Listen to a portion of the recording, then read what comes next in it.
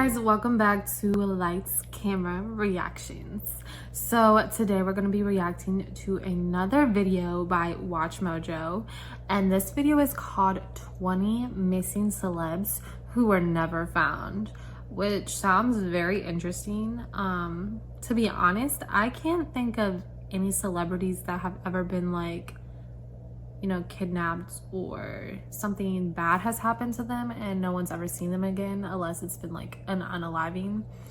I say unaliving because I'm not really sure if you can use that word on YouTube or not, but the passing of them.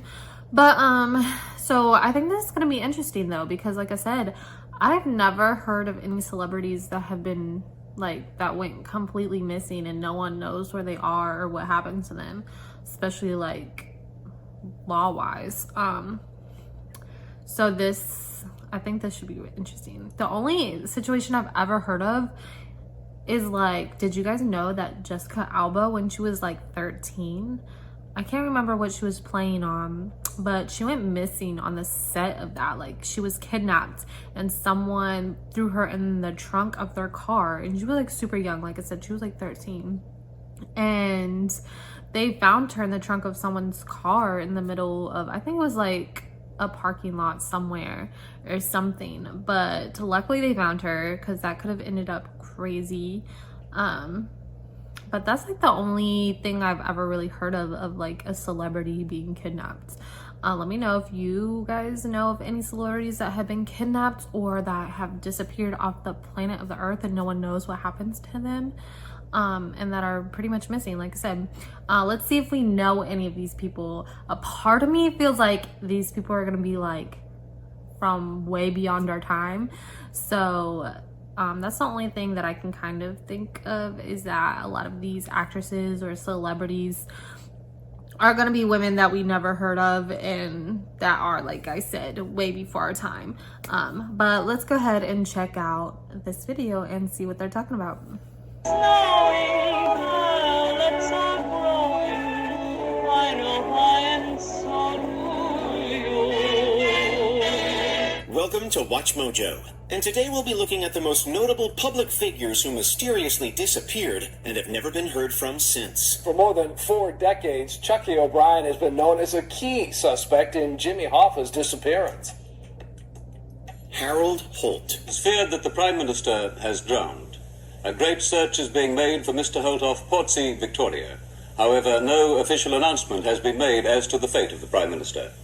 Mr. Holt went for a swim shortly after noon with a friend, Mr. Alan Stewart, a quarantine officer from the Melbourne suburb of Armidale. The 17th Prime Minister of Australia was last seen on December 17th, 1967. While spending time at his Portsea, Victoria residence, Holt suggested to his friends that they travel to Cheviot Beach for a swim. While in the choppy waters, Holt was swept away by a rip current and never seen again. Dozens of police, search and rescue squads and divers have been rushed to the area and have been searching since 2 o'clock. Light craft have been braving the heavy seas near Portsea, and several aircraft have been in the air constantly.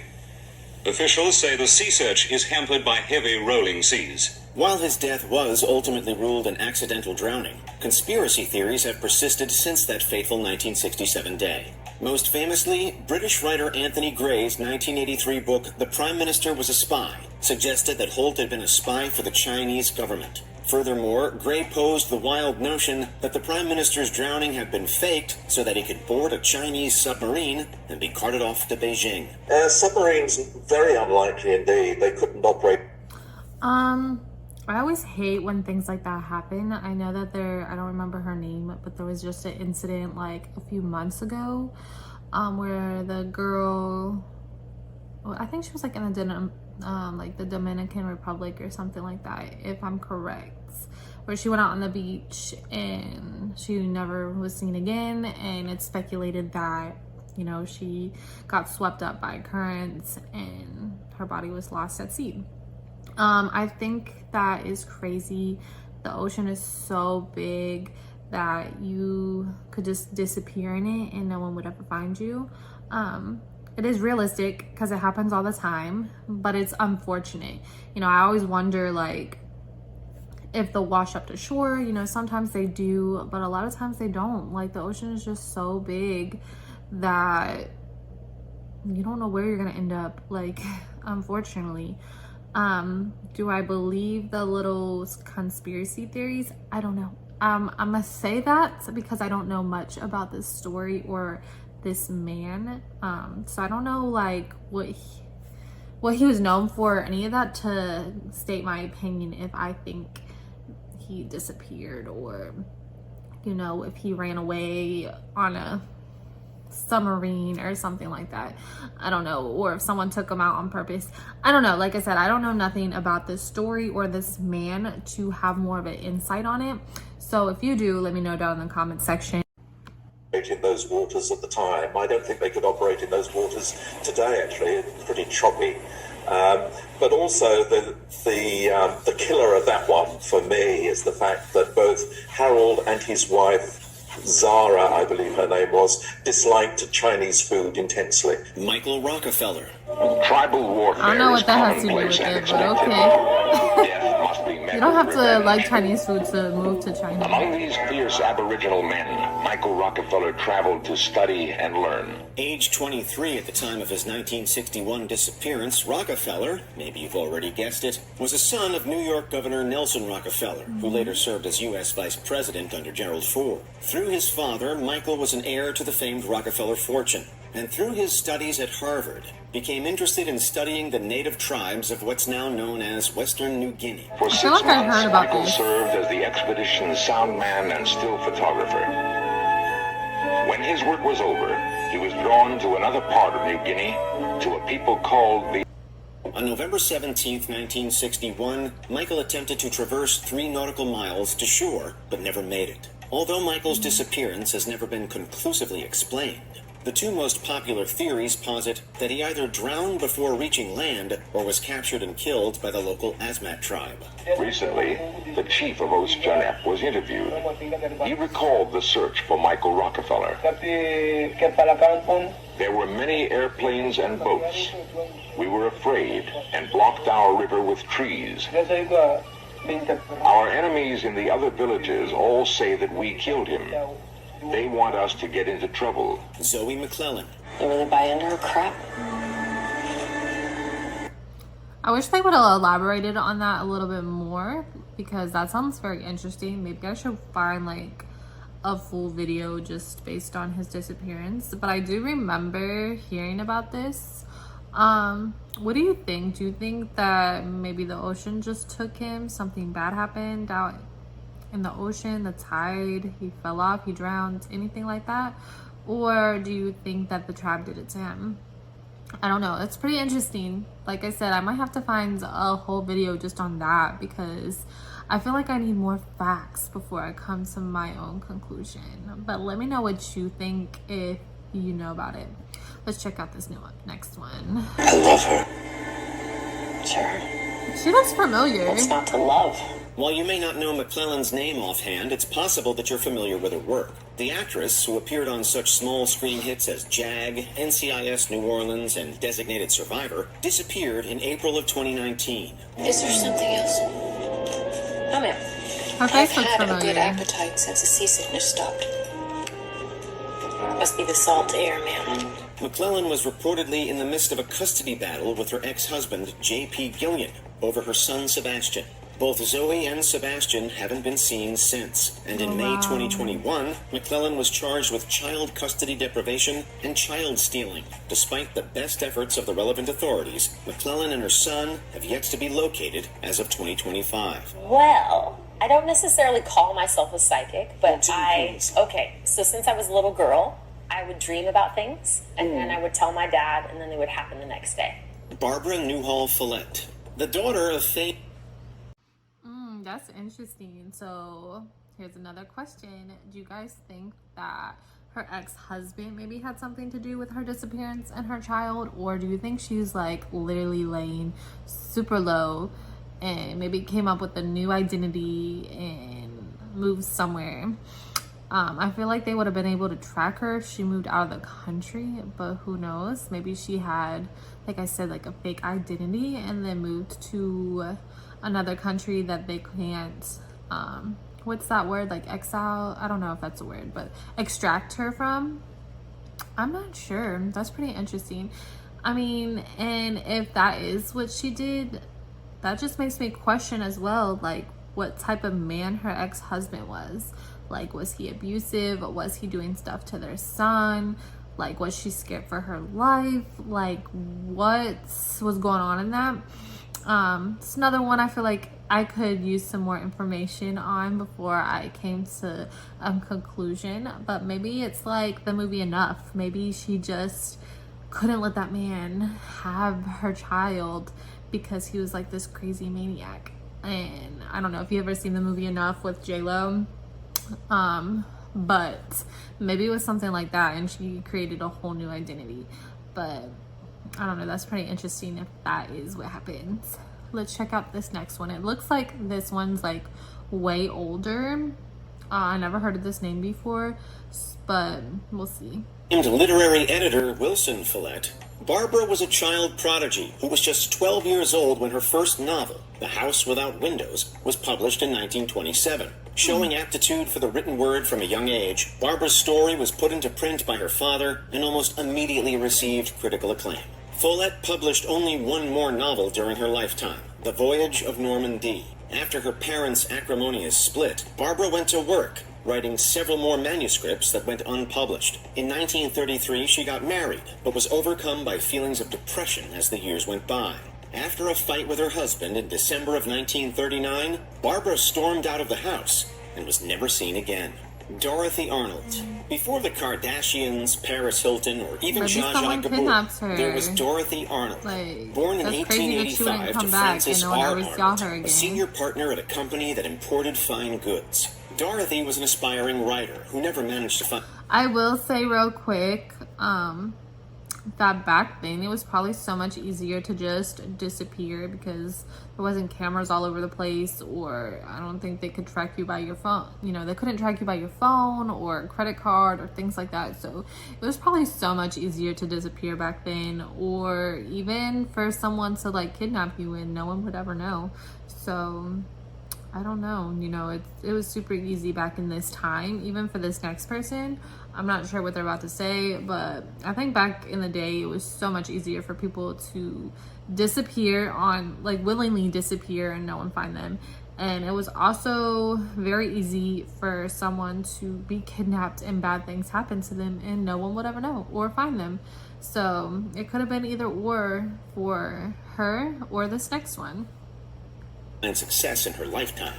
On December 12, 1910, Dorothy left the house at 11 a.m., ostensibly to buy a new dress. Although she had indicated to a friend that she intended to walk home through Central Park, she never made it there, and her family waited weeks before reporting her missing. That owed to her father's embarrassment over the incident, and although several efforts were eventually made to find Dorothy, they never panned out. Theodosia Burr Alston. Theodosia received word her exiled father was coming back to the country. Wanting to see him, she begged to meet him. But concerned for her safety, Governor Alston allowed the travel only on conditions. Personal friend of the family. Yet another scion of a noted American family. Burr Alston was born to 3rd U.S. Vice President Aaron Burr and his first wife Theodosia Bartow Prevost. Years after her mother's death, the younger Theodosia married Joseph Alston in 1801. Alston was elected to the governorship of South Carolina in 1812. In 1812, Theodosia and her husband Joseph actually had a son. The son was about 10 years old and unfortunately passed away. Their son taken by malaria. Theodosia soon falling into a deep depression. Joseph Alston was so concerned for his wife that he had a physician just with her all the time. Later that year, Theodosia intended to travel to New York to be reunited with her father, who had returned from Europe in July. She traveled aboard the schooner Patriot, which disappeared, along with all of its passengers, including Theodosia. The most popular rumor about her fate speculated that she had been captured by pirates, but historical analysis has determined that the ship likely wrecked due to a storm. That's the rocky shore there. And a bad storm came upon them, and the ship, the Patriot, was beat up on the rocks, and everyone aboard the ship drowned. There were other stories of it being taken over by pirates. Today, many in Georgetown believe they've seen Theodosia's ghostly presence around the old brick warehouse near the dock where she waited to board the schooner. Ambrose Bierce. Routinely acclaimed as one of the great American writers, Bierce is perhaps best known for The Devil's Dictionary, a satire, and the pioneering short story On Occurrence at Owl Creek Bridge. A military veteran having fought for the Union during the Civil War, a 71-year-old Bierce left for Mexico in 1913, traveling with revolutionary Pancho Villa. Bierce made it as far as Chihuahua, and in a letter dated December 26th, stated that, quote, "I leave here tomorrow for an unknown destination." Bierce was never heard from again. But a retired American priest in the Mexican state of Coahuila claimed that the author had been executed in the city of Sierra Mojada. Scott Smith.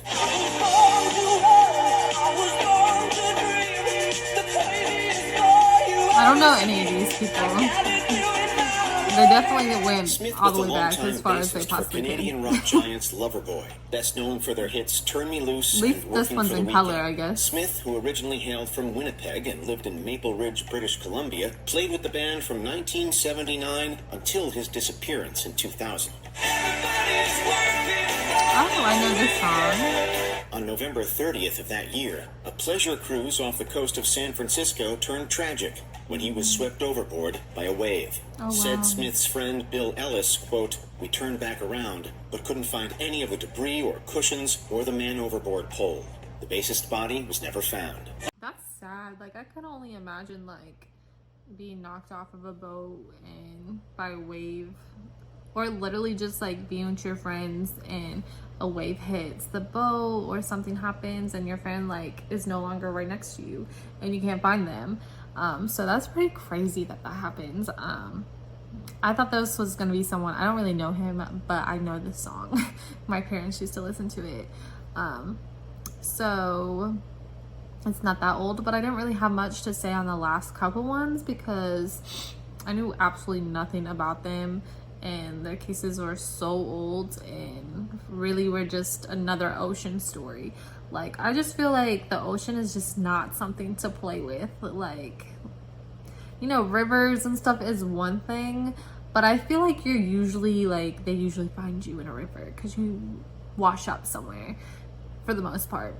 But oceans, like, they're just, the ocean is just so big.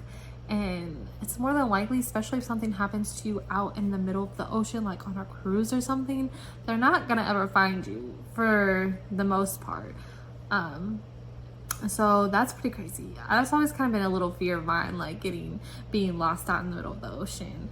I've always wanted to take a cruise, but I've always been like low-key a little scared. But let's go ahead and finish this up. Let's see what they're talking about.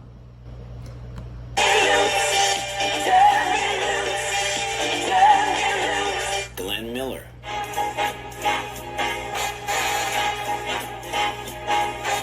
Going back to the day again. Musical Renaissance man Miller was one of the biggest stars of the late 1930s and early 40s. A trombonist, band leader, and conductor, Miller volunteered to join the ongoing American war effort in 1942.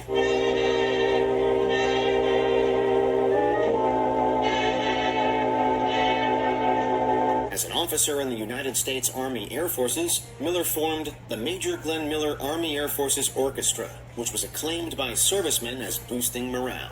Said General James H. Doolittle, quote, "Captain Miller, next to a letter from home, your band is the greatest morale booster in the European theater," end quote. Miller was painfully declared MIA on December 15th, 1944, after the plane he was on went missing, attributed to rough weather conditions and mechanical failures. Even though it's snowing, violets are growing. I know why, and so do you. Jimmy Hoffa. I would be very happy to have our legal counsel here, our legislative representative here, assisting me in spending as much time as necessary to acquaint the American people with the fact that this is a strike-breaking, union-busting bill, in my opinion. While the name Jimmy Hoffa may not carry the same cultural cash that it used to, rest assured that Hoffa was one of the most famous men of his era. A fierce but controversial advocate of labor rights, Hoffa was the president of the International Brotherhood of Teamsters from 1957 to 1971. You ever talk with him at that time? Yes? About what? I think general conversation. Well, what about? I just don't. Recollect? I don't recollect, to tell you why. I was in New York. We were sitting in front of the grand jury. A lot of things on my mind. Since then, I've had a lot of things on my mind. I don't recollect what I talked about then. The labor leader, who had long been noted for his ties to organized crime and the mafia, went missing in July of 1975. Hoffa had been attempting to make a comeback and retake control of the union, reportedly to the ire of some senior mafia members. His unlocked car was found in the parking lot of the restaurant where he was last seen, and his disappearance remains unsolved. Anything that has to do with like stuff like this, the government definitely had something to do behind it, I feel like, because they don't want certain people, especially with a voice, like a big voice, to pretty much influence the people. So I wouldn't be surprised if the government at that time had something to do with his disappearance. Partners are here this morning to execute a search warrant. 2 months later, the Fed started a new high-profile dig in Oakland Township. It was the third large-scale Hoffa dig in a decade. They've had so many false leads. Let's hope this one is a good lead. The agents did not find Hoffa's body. Jim Robinson.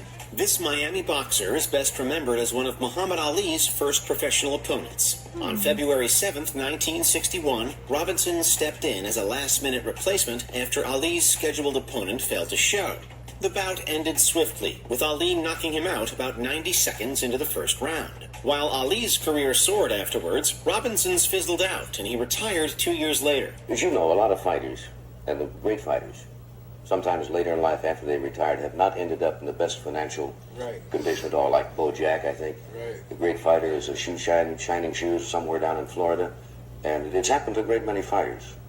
You're not going to let that happen to you. I'll tell you one thing. I'm glad you brought that up.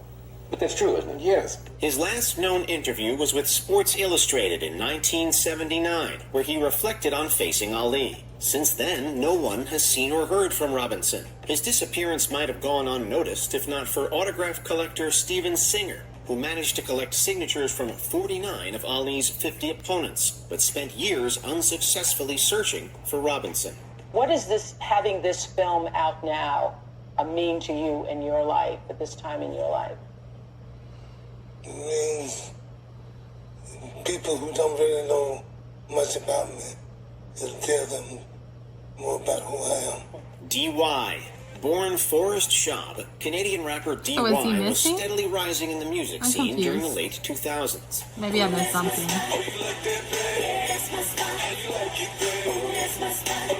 I've never heard of this song before. In February 2010, Billboard recognized him as one of Canada's best emerging artists. However, by November of that year, his family reported him missing. They hadn't seen him since August, when he mentioned plans to travel to Mexico. D.Y.'s last known activity was in September, with birthday wishes he sent out to a radio personality on Facebook and Twitter. D.Y. actually stands for die young. A lot of people take it as negative. It's a metaphor for life being too short. Even if you die at 100, it's too young, so live every day like it's your last. Rumors suggest that his disappearance may be tied to Mexican drug cartels, though it remains unclear if he ever made it to Mexico.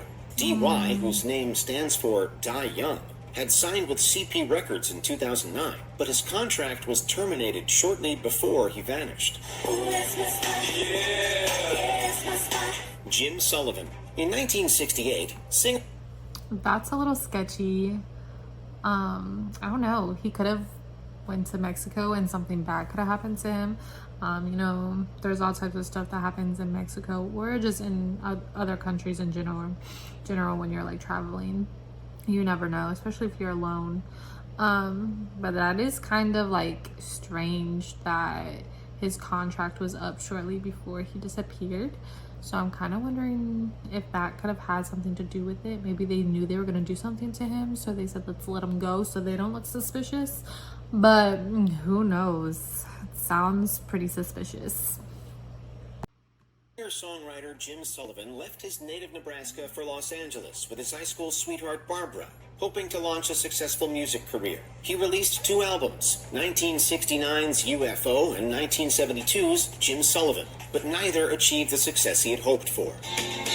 Why can't I just roll back the time? Eventually, his faltering career strained his marriage. Desperate for a fresh start, Sullivan set out for Nashville, but he mysteriously disappeared along the way. His car was found abandoned near a remote ranch outside Santa Rosa, New Mexico, with his guitar and unsold records still inside. Speculation about his fate has ranged from foul play to alien abduction, or perhaps that he wandered into the desert. Despite massive searches, no trace of Sullivan has ever been discovered. That's great. Joe Pickler. What's the deal with these kids? These are my people. Your people. My people. Kyle, did you start a cult? Yep. That's so sweet. After starting his career at the age of 4, Joe Pickler gained prominence as a child actor, with roles in Varsity Blues and the Beethoven film series. However, he stepped back from acting in 2003 to finish high school in his Washington hometown. After graduating in 2005, Pickler planned to return to LA the next year, but those plans were tragically cut short. On January 5th, 2006, after spending the evening with friends, Pickler left for home, but never arrived. Just miles from his apartment, his family found his silver Toyota Corolla. It was parked in the back of a Bremerton Mexican restaurant on Sheridan Road in Wheaton Way. Police found a note buried in the car which contained poems and many troubling questions. Has anything ever been the same? His car was discovered days later, with a note in which he expressed feelings of disappointment, but no clear intention of self-harm. Although authorities suspect Pickler may have ended his own life, his family remains hopeful that he will one day return. Whether he walks through the door or he's carried to us, he has to come home. Tammy Lynn Leppert. Tammy Lynn Leppert had it. So the only thing that I would really have to say about that is if he had planned on taking or took his own life, I feel like they would have found him. I don't feel like he would have just disappeared and no one could find him at that point. Like, I feel like if that was the case, they would have found him somewhere. That's just my opinion. I don't know. I always feel a little sketchy or a certain type of way when I find out something bad has happened after they were just with a group of friends. I don't know why, but I always have this feeling inside because we already know, you know, he probably had money coming in. You know, he was a pretty popular child actor, and then he went back to school, so I'm sure that his friends had some type of animosity towards him, probably were jealous of him in lots of ways. And I wouldn't be surprised, you know, I don't know him, but I wouldn't be surprised if he probably felt like he was all that and better than everyone else, but who knows, he might not have. But at the same time, that always gives me a weird feeling when I know that they were just with a group of friends, because I don't know, I just don't be trusting people. And you hear all the time where these groups of people do bad stuff to someone they supposedly are friends with. So I don't know, they could have put his car there and he might have never left the group of friends in the first place. I wonder if they actually researched that, or if they just, or investigated that, or if they just believe the friends. I don't know, that's how I feel. I feel like, because like I said, if he did something to himself, they would have found him. Like, he wouldn't have been able to hide himself. But that's just my opinion. What do you guys think? Let me know down in the comment section. And we're a little over halfway through this video, so let's keep going. Sorry guys, I had to stop and turn the lights on because all of a sudden it got really dark. Like, it's 2 o'clock in the afternoon and it got super dark, and like a bad storm is about to hit. Like, the wind is going crazy. I literally have a tent in the backyard, and it's like one of the bigger ones that are like nailed down into the ground. And I just opened my blinds all the way so I could keep an eye on it, because it literally looked like it wants to like blow away. Like, it wants to yank out the ground. Like, the trees are literally like blowing so hard. And it's crazy because we've been in like a drought lately and have had this like crazy heat wave lately, and it's been like in the hundreds for like the last 2 weeks and with no rain. So I have a feeling like this is gonna be a bad storm. So hopefully my power or nothing goes out. But yeah, I just want to let you guys have a small little conversation about that because I wanted to let you know based on the light change, and hopefully, like I said, we could get through the rest of this video. Oh, she was a beauty queen and a accomplished model, was well on her way to a career in the movies. But in 1982, Tammy began to withdraw, growing increasingly paranoid, until finally she vanished. The 1983 film Scarface remains a cinematic That's masterpiece, sketchy too. If she's but one of its paranoid, lesser-known cast members vanished. she wouldn't have just disappeared though. Even if she was paranoid, like somebody would have ran into her, unless she ended up being like a homeless person on the streets. But I feel like someone would have ran into her and called for help if she was like, I don't know, schizophrenic or something. Who knows? Some of these are kind of strange. Before it even premiered, Tammy Lynn Leppert, a beauty queen and budding actress, appeared in 1983's Scarface and Spring Break. She was set to move to Hollywood later that year, but mysteriously disappeared on July 6th. Tammy has already competed in more than 300 beauty contests. She has won the crown 280 times. She was very loving, kind. She was always smiling. You never saw the child when she wasn't smiling. As young as I can remember, she woke up with a great big smile, and the last thing I saw before she went to sleep was a big smile. The last person to see Leppert was a male friend who picked her up in Rockledge, Florida, but who left her at a parking lot after they argued. According to her mother, Leppert had shown erratic behavior shortly before her disappearance, seemingly afraid someone was trying to harm her. And she said, Mom, what would you say if I told you somebody was trying to kill me? Since then, police have received calls from a woman claiming that Leppert is alive and pursuing a nursing career, but these claims remain unverified. If I had it all to do over again, I would go back and I would believe every single word she told me, and I would just hide her someplace until we found out what the truth was. But I can't do it over. And maybe she had to hide on her own, I don't know.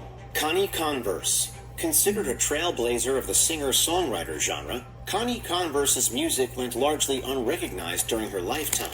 In the 1950s, Converse recorded a collection of introspective folk music in New York City, but her efforts to break into the music scene were futile. One by one, we go walking out at night. Disillusioned by her lack of success, she moved to Michigan in 1961, where she began working in academia. By the time she was 50, Converse was coping with depression and feelings of unfulfillment. In August 1974, she packed her belongings into her car, wrote farewell letters to her friends and family, and drove away, never to be seen again. The letters I've seen all have one sort of thing in common, which They probably would have never been able to in find effect her is back in that time yearning anyway. to get away, She probably to a didn't new have to try place too hard. and a new start, and that's what she was headed for. But Her music was rediscovered after it was featured on a radio show in 2004, gaining her a cult following.